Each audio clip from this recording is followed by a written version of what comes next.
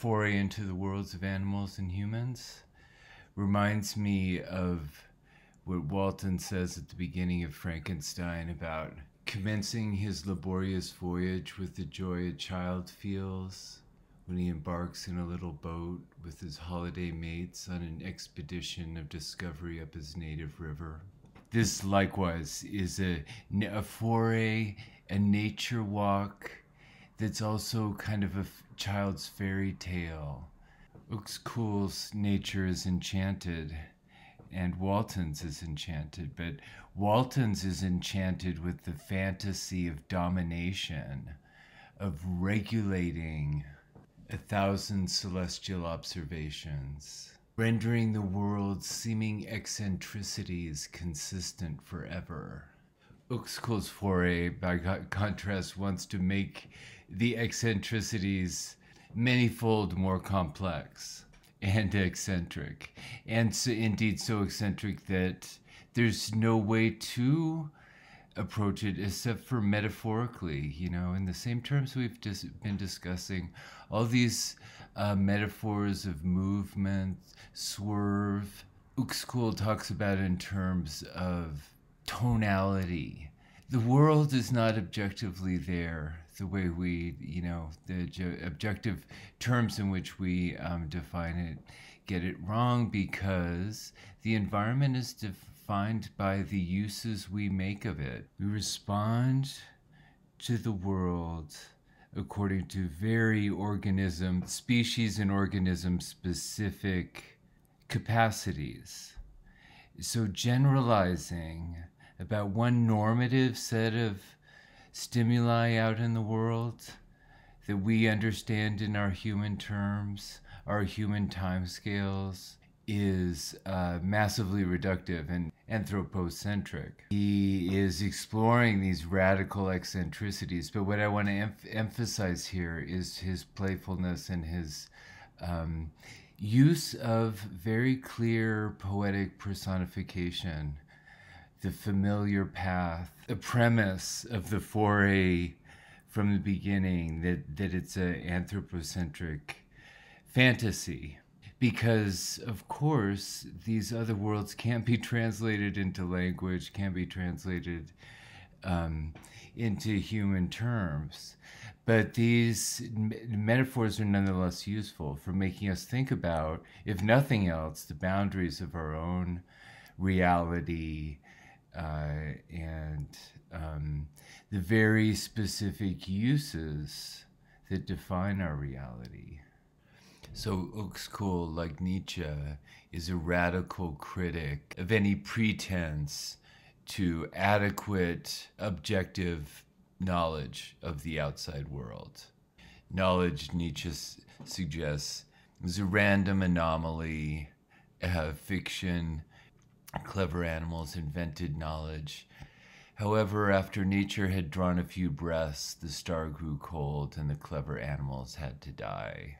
So we don't have knowledge, but the activity of subject-object interaction results in formal patterns. Just like all the bifurcating activity that pervades absolutely all of nature.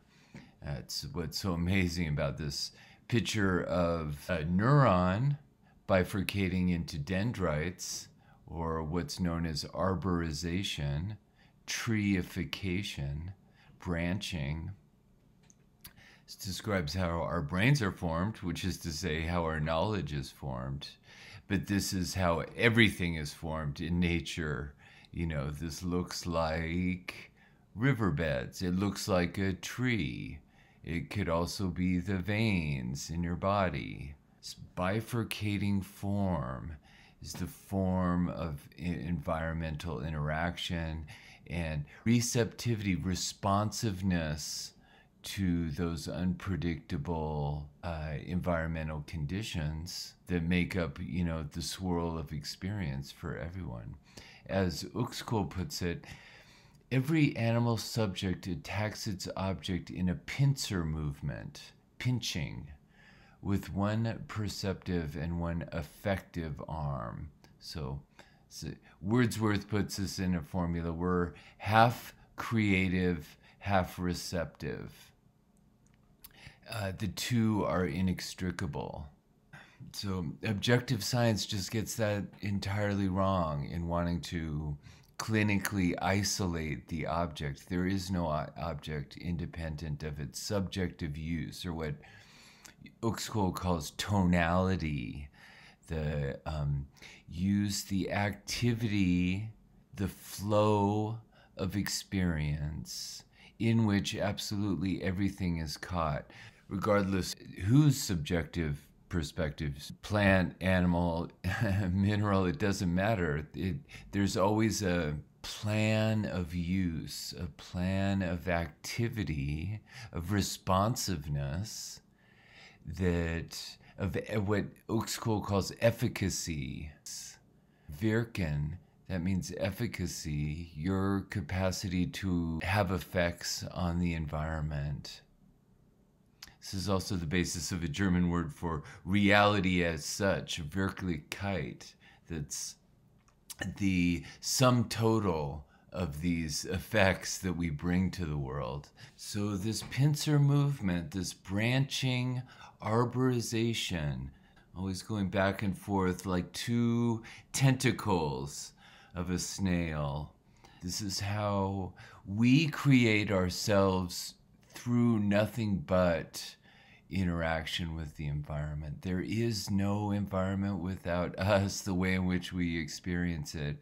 And there's no us without the environment through which we shape ourselves through this receptivity. You can see this bifurcation working out in Wordsworth's little poem of grief or mourning. Turns into, like in Emily Dickinson, surreal identification with the corpse and then with the earth as such. And it works by way of a kind of bifurcating movement.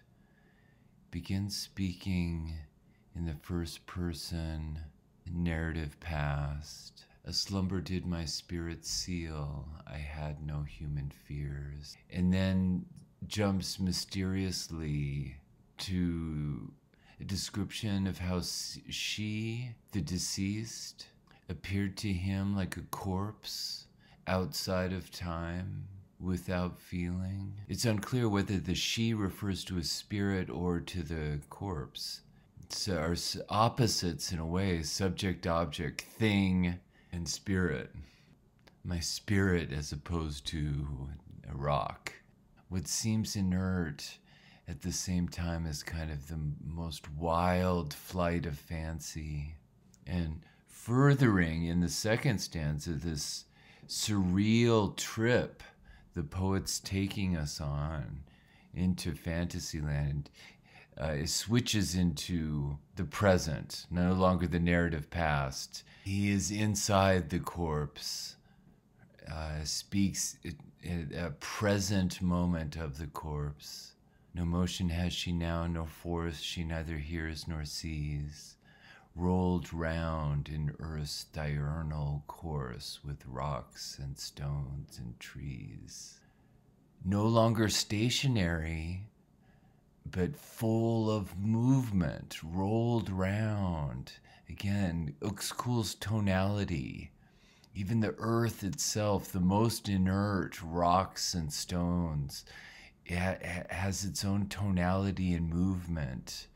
The diurnal course, day in, day out. So you can see the kind of bifurcating contrast that Wordsworth's drawing here. Past, present, I, she, receptive, expressive. The way in which we extend ourselves imaginatively, empathetically into the objective world of things, Uexküll characterizes as a gift. It adds detail, adds like the, finest branching operations of our minds, of a tree, of an estuary, of a bird's feather, and so on and so on. It refines the forms of ecological interaction. As we feel out an object, we confer a fine mosaic of place upon its surface with the touch of a finger. The mosaic of place of the objects of the places of an animal is a gift from the subject to the things in its environment. This interactive tonality, I'm exchanging my perspective, my tonality, my use for what you would use, for what you would do. Infinite, reciprocal interaction, negotiation, paraphrase, exchanging my expression for what you would say. This is all the environment is. Hence, the kind of magical aspect is integral to the environment. It's discovery, exploration in the environment is as much about discovering new things objectively as it is discovering new things subjectively. Or Nietzsche says, to create new eyes, always newer, ever more individualized. Experience is about discovering new ways of seeing as much, new ways of perceiving. Uexküll suggests it's all about rhythm. We notice 18 vibrations a second in our ear, 18 vibrations a second on our skin feels like constant pressure. Life is the way in which we organize this interplay according to different rhythms, different temporalities. That's why Nietzsche can, in his outlandish personification of the sun, feeling itself richest, the sun itself, the source of all energy in the world as we know it, the source of all life, Nietzsche personifies as enhanced, enriched by its most minute refinement being reflected in the oars of the poorest fishermen.